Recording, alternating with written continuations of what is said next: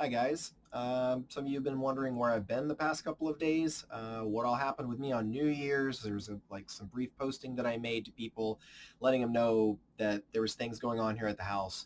You may have heard that there was massive storms going on in the Santa Cruz region here in California, and yeah, there's a lot that's been affecting me here at the house, which you'll see in the footage that I'm about to share. I basically made this video just so people could all get caught up at once. It's easier to show you all the footage and give you a real understanding of what I've been putting up with here and why I haven't really been online. So to get into the storms, basically we knew there were going to be storms here in the Santa Cruz region. We had already had several days of rain, and that churns up the water really bad. We draw our water directly from the creek, and so when it gets really strong, basically we can't draw water, so we were out of water. We had already drawn some water in our holding tank, so we had a little bit to go off of. But when it extends past a couple days, even though we're being reserved with it, it definitely builds up and it becomes a major issue. So given that we knew that things were coming up, we were starting to get prepared. Here's a couple clips. You can see where we're basically bringing in plywood and putting tarps on our roof. We live in an old pre-1900s logging cabin. It's not the greatest as far as like leaks when you have any major storms. We don't have a lot of rain here in California, so when we had this whole situation arise, I knew that we were going to need to prepare and try and get things under control. The kitchen area that we covered up actually worked out really well. My bedroom, I still had somewhat of a leak, but it was manageable.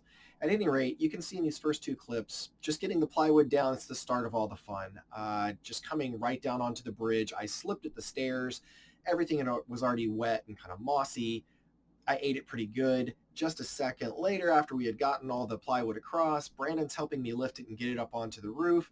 And you can see I slip again and go right down onto a like V-aid area of the roof.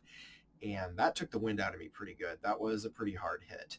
My elbow actually is still somewhat sore. I probably gave myself a bone bruise. At any rate, got all that in place, put the tarps on, and that was okay for that evening. A little bit of rain came in, nothing too dramatic. But then New Year's Eve came in. And as you can see from these clips that I'm going to show in a second here, it just came in really fierce, and there was no way that we could really prepare 100% for what was in store.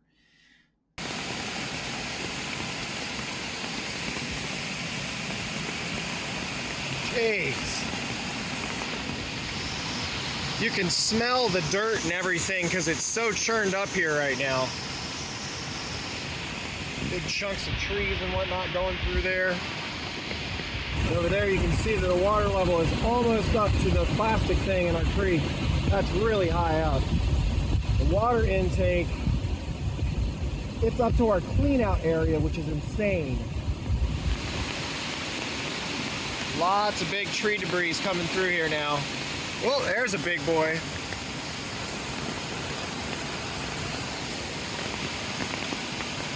Nice chunk of tree. Captured here on our security camera footage, you can see the entire base of a redwood effortlessly being pushed downstream. Yeah, there's no way that I could have moved the water intake out of the way, actually. It's just way too high. It would have been caught in this no matter what.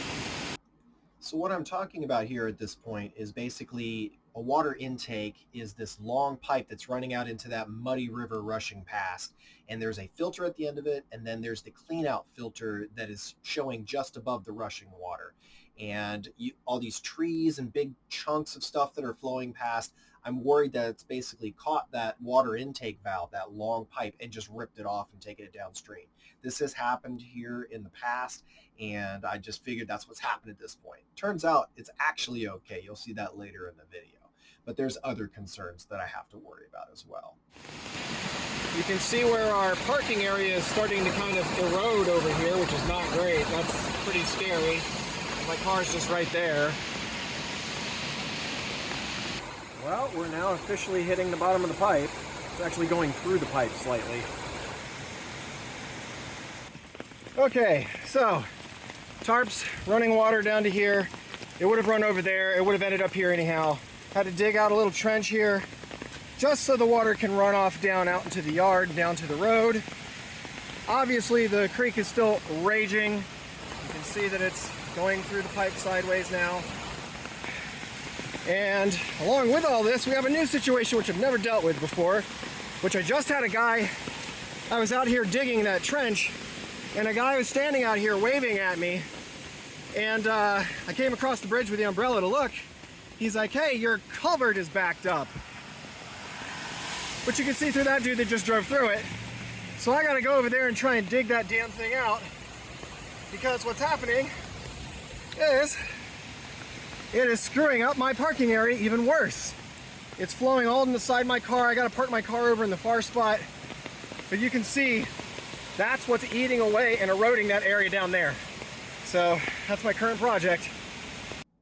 So this parking area situation is a pretty major concern. I don't want my car to end up in the creek. I had to go over and look at that culvert on the other side of the road, and basically I determined that all of that water coming down the hill was forcing branches of redwoods, really thick ones, to block up that culvert. I managed to clear part of it, but it was just so completely packed, there was nothing I could do with the volume of water that was pushing into it as it was currently. I actually do end up clearing that culvert on New Year's itself, but that's only after the water levels had gone way down. It took me about an hour, and there was things just packed to the gills in there. We do have more rains that are going to be coming in this Thursday, supposedly even worse, so that culvert is definitely a concern for me, and so is my parking area. I'm going to have to park my car on the other side of the road. So at this point, you're probably wondering what the real issues are. Like, my water intake ends up being okay, and my car is currently okay. There's no problems with the parking area aside from it eroding. It hasn't actually had an issue as of yet. Well, this is where the problems actually start occurring. All right, so I came out on the front deck. I was looking over at the black pipe, which we can see is being pushed up out of the water at this point. It was just crazy high. I was like, all right, let's see what's going on over here? And I noticed all of this. Dyer and I are like, what the hell happened? Where's all that mud coming from? And we walked over here, and we saw we had a massive slide that happened. Ugh. So you can see all of this just came down. Destroyed everything here. The enclosure is totally screwed. Elko, if he was still alive, he would have gotten out. So I was like, all right, let's come up to where the old pen was. Oh my gosh, that's what happened. All of this section here just kind of whoosh, came right down. You can barely see the steps over there. All this slid and just wrecked everything. So, holy cow. Look at this. Somebody's septic tank got pulled out. Or holding tank, one of the two. Wow. So we have a little crack that's apparently got water coming up through the ground really heavy now.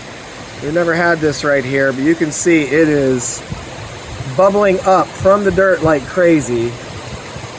That's pretty concerning, it's coming through that much. So at this point, things are really starting to escalate. The slide basically was forcing water into the back porch area of the house, threatening to flood the actual back of the cabin. So that required trenches being dug to empty out the water, and the slide area, there needed to be stuff dug out there because we couldn't have that water redirected with more rains coming in. You can see things are building up because of that holding tank that just goes past. Could be septic, could be water, it could be anything. But it's basically a massive holding tank. That's just going down the stream. So people are having things actually being swept off their property and into the creek now. That's how much water flow is coming down the mountainside. Because we're in a valley. All that water that starts at the top, it's just building up. It stopped raining at this point. All that water is still flooding down and forcing things into the creek and rushing past. So what about that bubbling water that I mentioned? That's a concern because we didn't have bubbling water there before with rains. That means there's probably a crack and there's water running underneath the ground through that crack and bubbling up through there. So hopefully we're not going to have a slide somewhere around the house. That's my biggest concern as it stands currently. So the next thing fun that really happens is PG&E. The power goes out. I'm not sure why the power went out. We never got an explanation. Doesn't really matter. The power went out. So as if things weren't bad enough, let me mention a couple things that are happening in the background that you may not be aware of. there's no water. You already knew that part, but let's kind of emphasize what that means.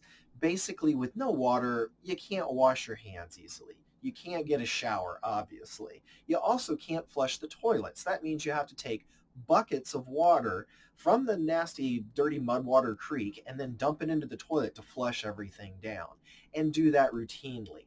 We need to have power at the house so we can have internet and emergency response capability. So basically we have to fire up the generator. That requires gas. We're burning through it a lot as we go from 6 p.m. on New Year's Eve all the way through the evening of New Year's. I had to fill the generator multiple times, probably 5 or 6 times. Filled the tank of gas twice going in and out to town. Had to get all the cables connected up and everything sorted in the house so we would be able to run everything. It's not an easy process. It's not like you just flip a switch with a generator, nice fancy newer house. No, we've got this little portable thing, which you'll see in a minute here, that's basically helping power everything in our house through big high gauge extension cables that basically are running into the house to keep our fridge going. So we're not going to have anything in the freezer thaw out. Everything in the fridge isn't going to spoil, etc. We have to switch that over to the microwave because we can't do the fridge and the microwave at the same time. The generator can't handle that. So yeah, there's a lot of things that are going on in the background here along with all this. And that power going out, it just kind of amps it up on top of it. You're like, oh, we don't have any water to wash our hands and do dishes and things of that nature. Now we don't have power to run things easily. We got to set all that up while it's still raining again because it stops, it starts again outside. It's just an absolute nightmare. But here's the aftermath. So, due to all the rain, we had to dig a trench here going from the back porch out to the front yard. That way the water can drain out there. And then because of all the massive mudslide, I had to use this wheelbarrow and a couple shovels and dig all of this out. It probably is not going to look that dramatic on camera, but this was a lot of work. This was 6 hours of solid digging. I mean, if you look close here, if I get down, you can see like how big the sides are. It's probably about a foot and a half deep in areas. But yeah, comes down through here, put some rocks to help there. Through here, and you can see there's rock barriers there to hopefully help redirect water down here. And then you can see we come around here. This is where it gets pretty deep here. This is probably going on 2 feet deep. Probably not, probably a foot and a half still. Anyways, it's channeling it all down here to hopefully go back into the raging river, which the river is actually way down at this point. How high did the actual river come up? Well, you're going to be able to really see now because everything has gone way down. It's still up, much higher than normal, but you can see literally where it was scrubbed clean. Here's our generator keeping our power going. So yeah, there's that black pipe. You can see it has been scrubbed clean all the way up to right at that level right there. So here I have 2 photos showing that black drainage pipe that's going down into the creek and letting that runoff go into the creek. You can see that in the first photo, when the water level's below that pipe, that it's about 5 barriers deep for it just hanging naturally. When it was at full force, which you can kind of see in the second photo, that wasn't peak, but close to it, you can see that it's literally 3 barriers for that pipe when it's pushed up out of the water. So that's the dramatic difference just from those 2 levels of where it's being pushed up. But you can see in the video that I just showed, it's scrubbed clear up to where it's just 3 from the top. You can see the distance there. That's many feet. That's probably about 8 to 10 feet worth of water. It's an insane amount of water. You can see all of this area down in here has completely been scrubbed clean. I'm surprised some of this stuff didn't blow off, but that's because the raging rapids were further out over there, and this just had water gently passing over the top of it. I mean, it ripped out most of the top layer, but yeah. So I have no idea how. It's a friggin' miracle, but our water intake survived, which is crazy. The water was above this thing, which if you look straight across totally makes sense because you can see it's all completely scrubbed bare on the rocks over there, or on the barriers over there. But yeah, all of this, the water intake, I pulled it up and out to the side because we're expecting more rains. We still can't use our water anyhow because it's mud. So yeah, that's the current situation. So where are we at now? Basically, we still don't have water, and we just had rain today. It's supposed to be somewhat sunny tomorrow, and then Wednesday and Thursday it's supposed to be wicked rain, especially Thursday, which means we have to be prepared for everything. Lots more filling up the propane, buying lots of water for drinking, for washing hands, for everything. Speaking of which, you're probably wondering, has he had a shower? No, I have not had a shower until tonight. And if you want to see what that process is, I had to get inventive because I was hoping to just go into town and get some things taken care of. I had already bought disposable plates and dishes so we wouldn't have to wash actual dishes. We could just throw away paper plates like, having a picnic or whatever, and the forks and whatever, all that stuff. But yeah, I was hoping when I did my laundry and got all these supplies and everything, I would just be able to go to get a spa thing, maybe get a shower at the spa, maybe to get a massage, something of that nature. No, there was absolutely no availability. I even drove over to San Jose. I was going to go to downtown Santa Cruz. There's so many road closures that I couldn't get to downtown Santa Cruz easily. There was traffic snarled up for miles. So I ended up going to San Jose and getting some things for a friend's birthday party next weekend, as well as some supplies for me, and also looking for spa stuff over there. Everything was booked up. So I had to get inventive. I had pulled up some boots and some waders to be able to do digging in the rain potentially over the next couple days to help protect the house. And while getting all that stuff out of storage and whatnot, I also found my old solar warming thing, which you'll see in just a second.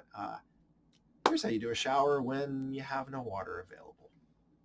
Okay, tonight on Crazy Redwood Life, let's see how we're gonna do a shower. So take your jug of water, dump it into your pot, turn the heat on, cover your pot, get everything all nice and hot.